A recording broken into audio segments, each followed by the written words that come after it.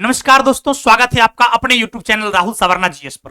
दोस्तों, साइंस के एक बेहतर कलेक्शन लेकर आज फिर आपके सामने हम आए हैं और प्रत्येक दिन शाम के 5 बजे आते हैं, तो आप लोग लगातार सेशन में बने रहेंगे। जितने भी लोग लाइव जुड़ चुके हैं सबको मेरा गुड इवनिंग है, शाम का प्यार भरा नमस्कार है। एकदम जल्दी जल्दी आप लोग लाइक करते जाएंगे, कमेंट करते जाएंगे, शेयर करते जाएंगे और चलते हैं। आज हम लोग अच्छे अच्छे प्रश्न के साथ आपसे मुलाकात कर रहे हैं और इसको हम लोग आगे बढ़ाते हैं।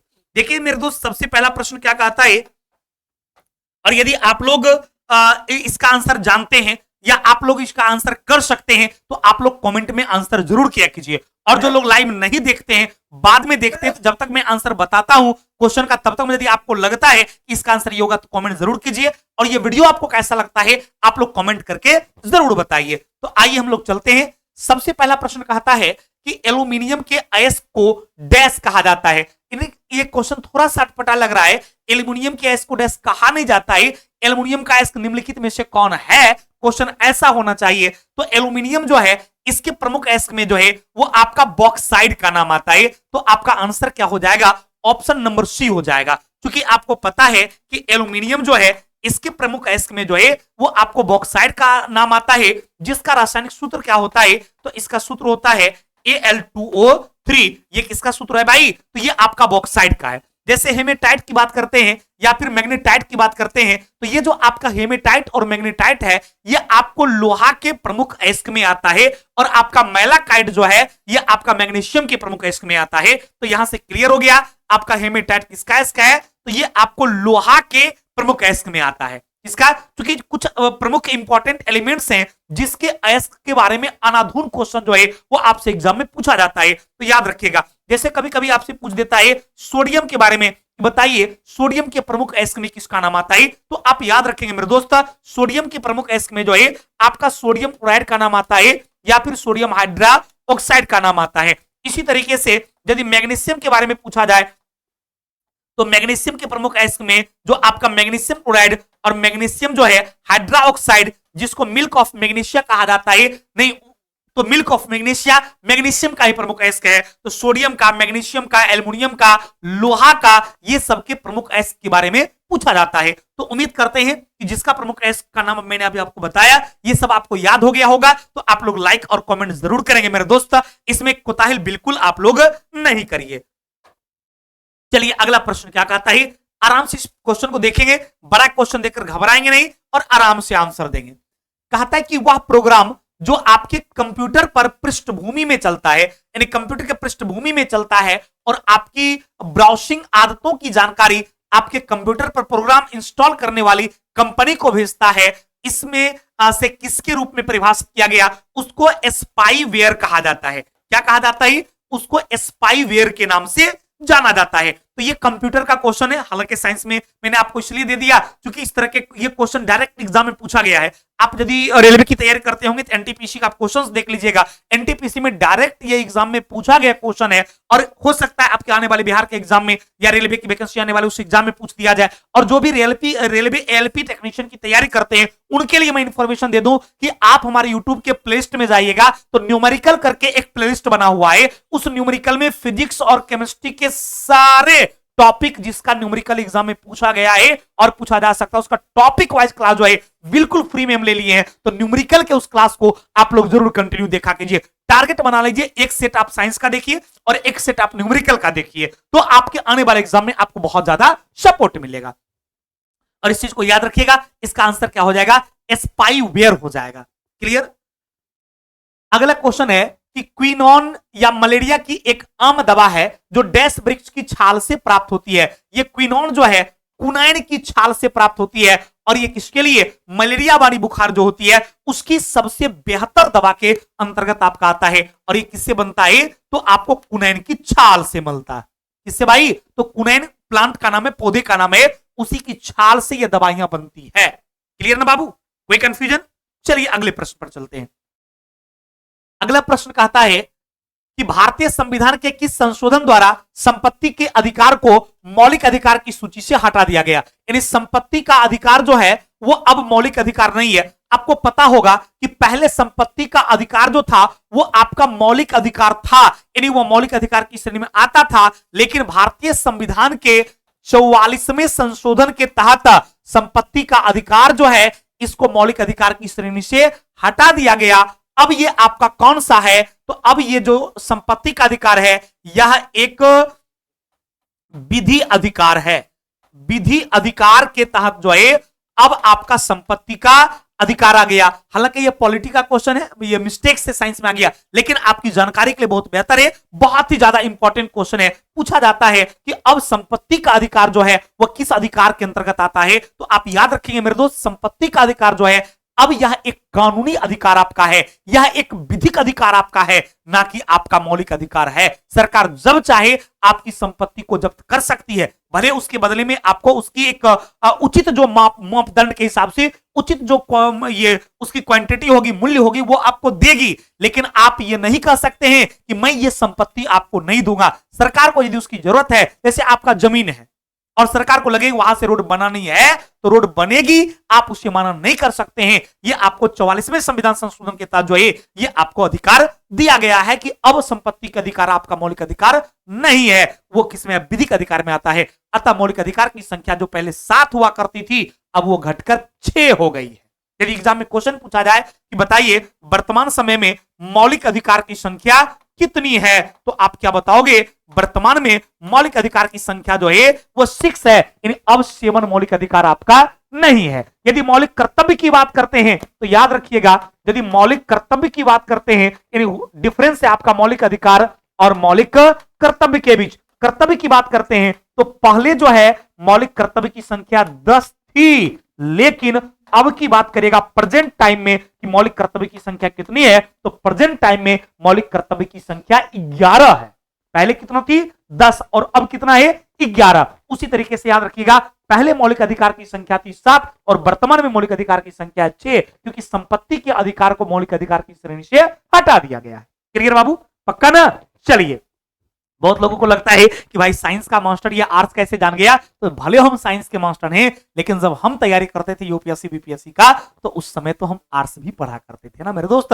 और ये व्यवहारिक चीजें हैं, ये जानकारी सभी लोगों को होनी चाहिए। आपके अपना कर्तव्य क्या है, आपका अपना अधिकार क्या है, चाहे साइंस के स्टूडेंट हो या आर्ट्स के हो या कॉमर्स के हो, ये एक कॉमन सी चीजें हैं, आप सब लोगों को जाननी चाहिए और यहां से आपके एग्जाम में सवाल भी पूछे जाते हैं। क्लियर?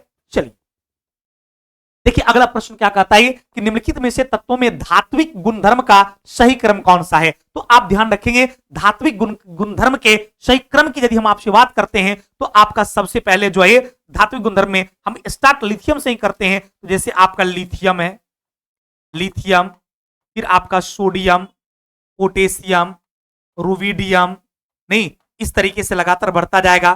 फिर आपका सीजियम, फिर आपका फ्रांसियम। क्योंकि ये नियम क्या होता है, किसी भी वर्ग में जब आप ऊपर से नीचे आते हैं तो धात्विक प्रॉपर्टी लगातार बढ़ती चली जाती है। ये नियम होता है किसका? ये वर्ग का नियम होता है। वर्ग बोले तो इंग्लिश में इसको कहा जाता है ग्रुप। तो ये ग्रुप का मेरे दोस्त नियम होता है कि किसी भी ग्रुप में यदि आप ऊपर से नीचे आते हैं, कहां आते भाई?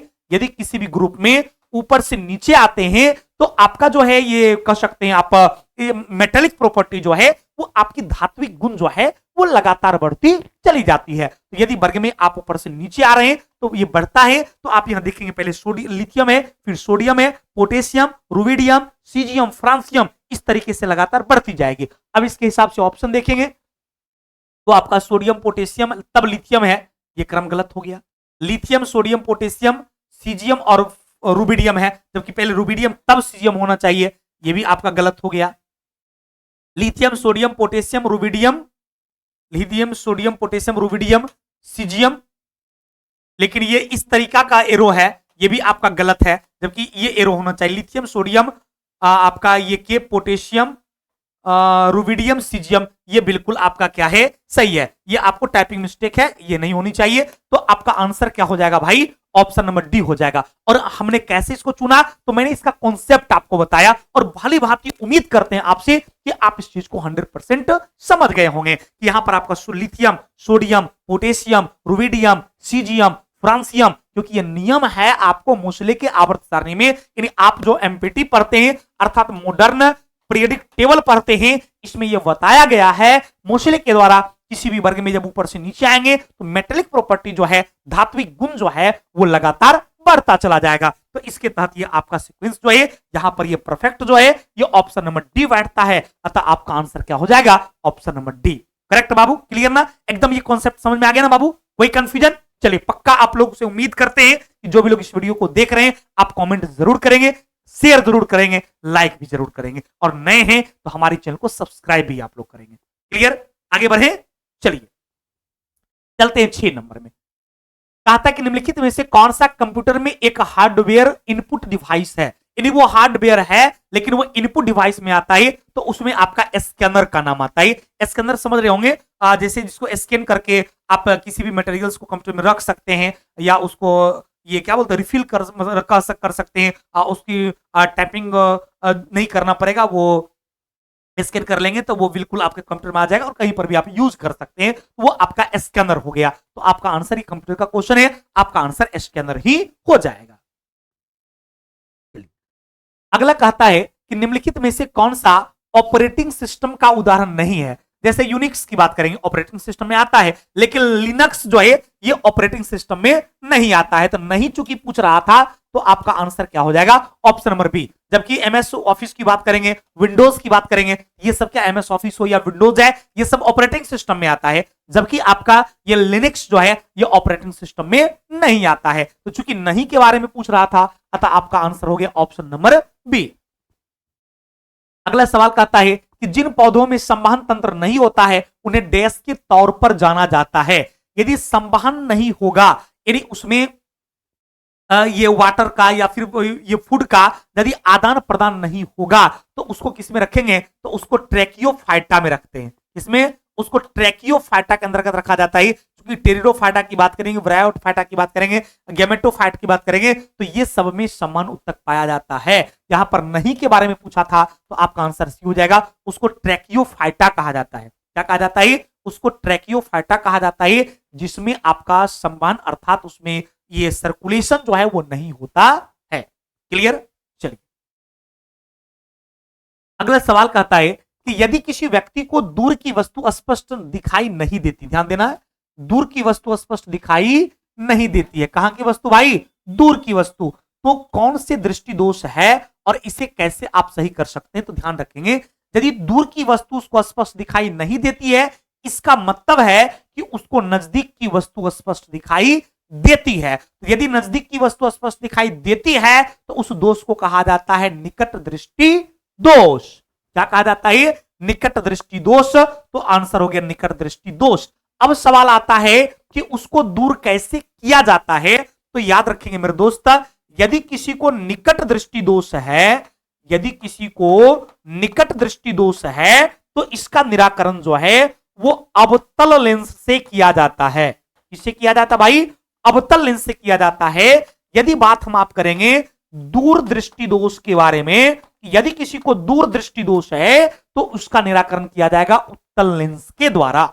इसके द्वारा भाई, यदि उसको दूर दृष्टि दोष है तो इसका निराकरण जो है उत्तल लेंस के द्वारा किया जाएगा। तो यहां पर था निकट दृष्टि दोष, तो निकट दृष्टि दोष इसमें भी है भाई, तो आप लेकिन यहां उत्तल लेंस है जो कि गलत है, क्योंकि लेंस के बारे में पूछ रहा था तो अवतल लेंस का। तो आपका आंसर क्या हो जाएगा, आपका आंसर हो जाएगा ऑप्शन नंबर बी। यदि किसी वस्तु को, किसी व्यक्ति को निकट की वस्तु स्पष्ट दिखती है और दूर की वस्तु दिखाई नहीं देती है तो उसे निकट दृष्टि दोष कहा जाता है। और निकट दृष्टि दोष का निराकरण जो मेरे दोस्त है वह किसके माध्यम से होता है, तो अवतल लेंस के माध्यम से होता है। और याद रखेंगे दूर दृष्टि दोष का निराकरण जो है उत्तल लेंस के माध्यम से होता है। क्लियर, और दोनों दोष आ जाएगा तो बाइफोकल लेंस का प्रयोग किया जाता है। इस तरह के कई बार सवाल एग्जाम में पूछे गए हैं।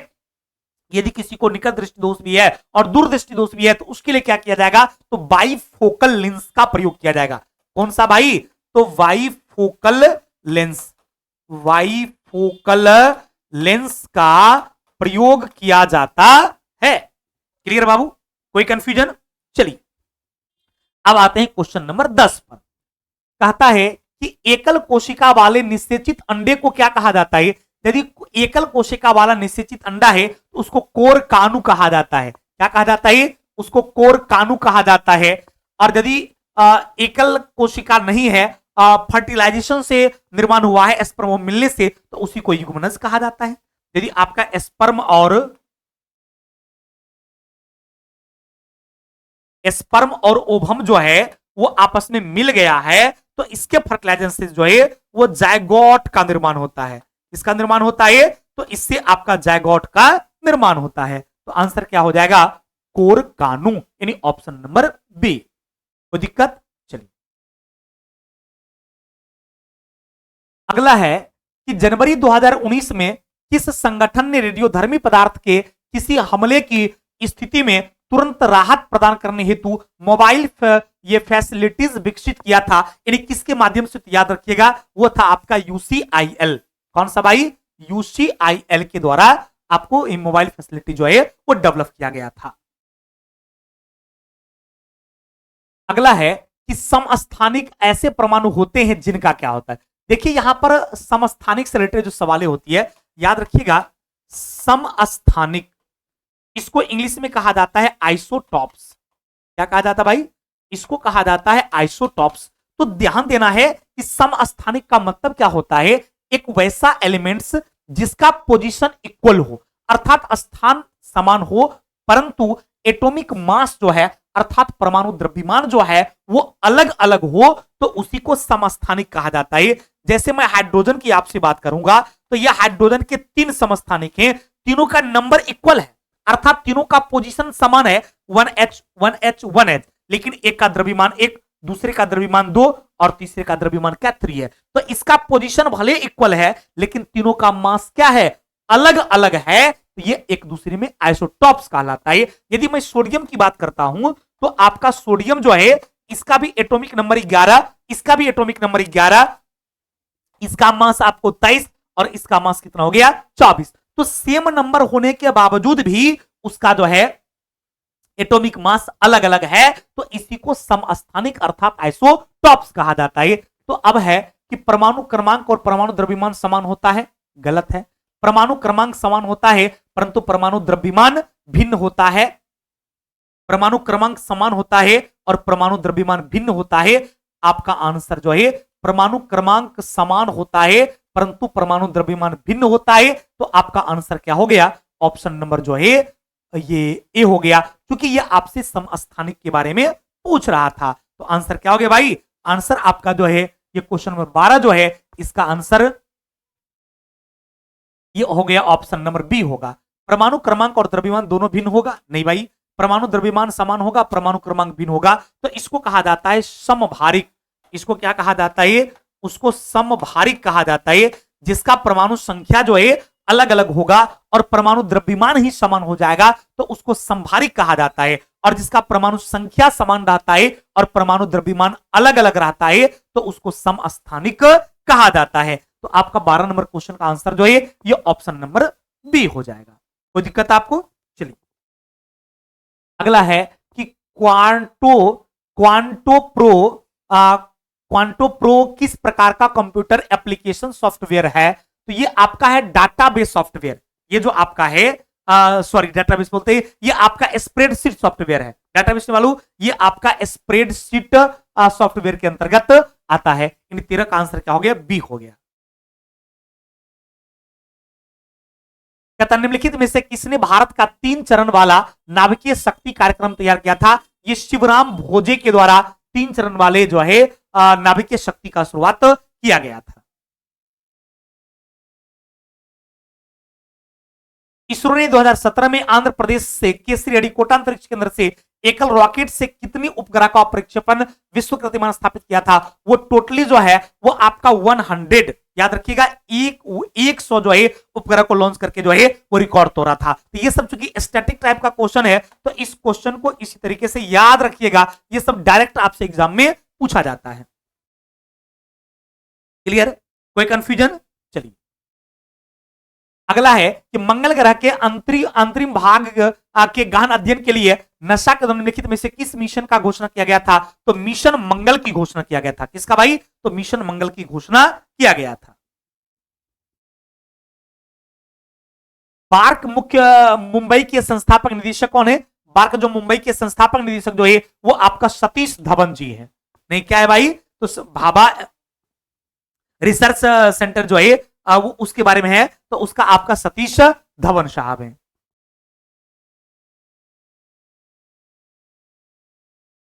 निम्नलिखित में से कौन सा रासायन गैस ग्रीन हाउस प्रभाव उत्पन्न होने के लिए उत्तरदायी है? तो इसमें आपका जो नाइट्रोजन ऑक्साइड भी है, ऑक्सीजन और सल्फर डाइऑक्साइड, क्योंकि जलवाष्प इसके लिए नहीं होता है, सीएफसी तो है, इसमें तीनों है जो इसके लिए मान्य है, तो आपका आंसर क्या हो जाएगा? आंसर बी हो जाएगा, क्योंकि नाइट्रोजन ऑक्साइड सल्फर डाइऑक्साइड, लेकिन कार्बन डाइऑक्साइड नहीं है, जलवाष्प भी नहीं है, कार्बन डाइऑक्साइड भी नहीं है, लेकिन ये है। तो ऑप्शन के हिसाब से देखेंगे तो आपका ऑप्शन नंबर क्या हो जाएगा? बी हो जाएगा। क्लियर? चलिए अगला है कि व्यावसायिक लॉन्च से पहले किसी कंप्यूटर के सॉफ्टवेयर का ट्रायल टेस्ट कहां क्या कहलाता है? तो उसको बीटा टेस्ट बोलते हैं। यदि किसी का ट्रायल टेस्ट होता है तो उसको बीटा टेस्ट, कंप्यूटर का क्वेश्चन है, ध्यान रखेंगे, उसको बीटा टेस्ट कहा जाता है। और अगला है कि दुर्बल अम्ल और उसके लवण के विलयन को क्या कहा जाएगा? यदि दुर्बल अम्ल और उसका साल्ट होगा, यदि उसको आप मिक्स कर देते हैं तो उससे बफर विलयन का निर्माण होता है। किसका निर्माण होता है? तो उससे बफर विलयन का निर्माण होता है। मेरे दोस्त, आज हम आपकी सेवाएं रोकते हैं, और कल आपकी जो क्लास होगी वो जूही मैम का क्लास होगा, वो जीकेजीएस का चलेगा, बीएसएससी स्पेशल बिहार के एग्जाम को दृष्टिकोण से, चूंकि अभी बीएसएससी दरोगा का, बीपीएससी शिक्षक का भी एग्जाम है, तो उसमें भी यदि आपका साइंस आर्ट्स है तो यहां से बहुत सारी चीजें क्लियर हो जाएगी। Thank you very much.